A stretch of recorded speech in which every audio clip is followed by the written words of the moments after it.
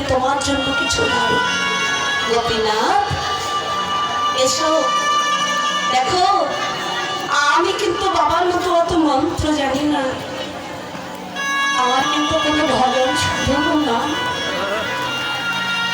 আমি কিন্তু বাবার মতো অত যত্ন করে তোমার সেবা দিতে পারবো। গোপীনাথ, ও গোপীনাথ এসো না, এই দেখো আমি এই নাড়ুর থালাটা নিয়ে দাঁড়িয়ে আছি, এসো তুমি সেবা করে যাও গো। দেখো দেরি করো না, কারণ আমার আবার ওইদিকে ঘরেও কাজ আছে, তুমি আর দেরি না করে এসো গোপীনাথ, খেয়ে যাও। মুকুন্দরাজ সে সেবা দেয় বটে, কিন্তু তার হাতের সেবা কি গ্রহণ করেছে ভগবান বাবা? এই যে যারা সেবা দিত সেই সেবাটা কিন্তু নিবেদিত হতো বটে, সেই সেবাটা কিন্তু আবার দ্রব্যটা ফিরে আসতো।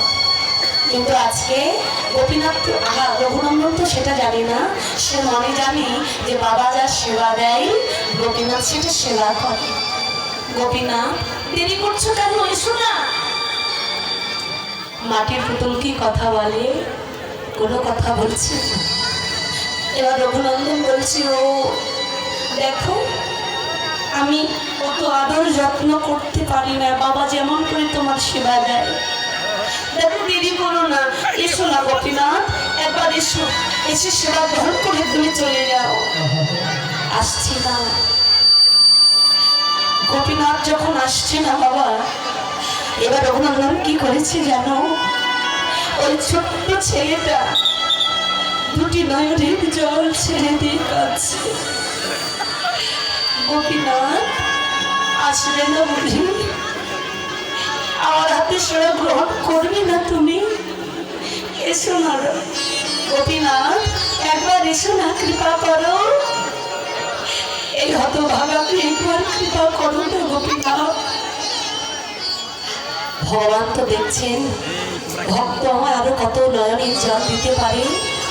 যখন রঘুনন্দন দেখলেন চোখের জলে কেঁদেও ভগবান আসছেন না, গোপীনাথ ও বুঝতে পেরেছি এভাবে ডাকলে তুমি আসবে। দেখো তোমাকে একটা কথা বলি। কি কথা? গোপীনাথ তুমি যদি সেবা গ্রহণ না করো, আমার বাবা যখন ঘরে আসলে এসে যখন এই লাডুগুলো দেখবে আমাকে বাবা খুব মানবে, জানো? বলবে তুই সেবা দিতে পারিস নি কেন? তুমি কি চাও আমার বাবা আমার এত কড়া শাসন করুক, আমাকে মারুক? এসো গোপীনাথ, ও গোপীনাথ একবার কৃপা করে এসো। কিছুতে আসছে না, তখন নয়নের জলে কাঁদতে কাঁদতে রঘুনন্দন ছুটে গেল কোথায়? ওই লোহার একটা বটি ছিল মন্দিরের ভেতরে, যেটা দিয়ে ফলামাদি করা হতো। ছুটে গিয়ে ওই বটি খানায় নেবে নিজের গলায় ধরেছে রঘুনন্দন।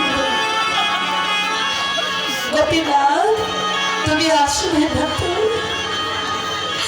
তুমি আসবে না তো? দেখো তুমি যদি না আসো তবে নিজের গলা আমি ছেদন করে আমার নিজেকে এখানে আমি শেষ করে দেব। তুমি যদি না এসে ছোট্ট রঘুনন্দনের নয়নের জল দেখে ভগবান কি আর দূরে থাকতে পারে? ভক্তের নয়নের জল ভগবান কোনোদিন সইতে পারেনি, আজও পারলেন না। বাবু বাবির মূর্তি থেকে সচল ভগবান একদম দেহ ধারণ করে ছুটে এসে রঘুনন্দনকে নিজের কোলের উপরে তুলে দিয়েছে। রঘুনন্দন তুমি তুমি আমার জন্য কি এনেছো?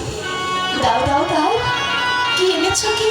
তখন এই থালার নাড়ু কয়টা সামনে ধরেছে। গোপীনাথ এই দেখো বাবা নিজের হাতে তোমার জন্য তৈরি করে দিয়েছি, নাও নাও, দেরি করো না, খেয়ে নাও। গোপীনাথ রঘুনন্দনের হাত থেকে ওই নাড়ুর থালাটা নিজে নিয়ে একটা একটা করে পরম আনন্দ করে সেবা করছে। একটা একটা করে সেবা করতে করতে আর একটা মাত্র বাকি হয়ে গেছে, তখন রঘুনন্দন গোপীনাথের হাতটা ধরেছে। দাঁড়াও, তুমি কেমন গো? একবারে ডাকতে আসো না। দেখছি তুমি আসছোই না। আবার যখন এসেছো সেবা দিয়েছি বলে তুমি এক এক করে সব খেয়ে নিচ্ছ। একটা অন্তত রাখো, বাবা যখন ঘরে আসলে তাকে তো আমার কিছু প্রসাদ দিতে হবে। ওই একটা আছে, একটা না হয় রেখে দাও, বাবাকে প্রসাদটা আমি দিয়ে দেব। ওই কথাটা যখন বলেছে তখন রঘুনন্দনের কথাটা শুনি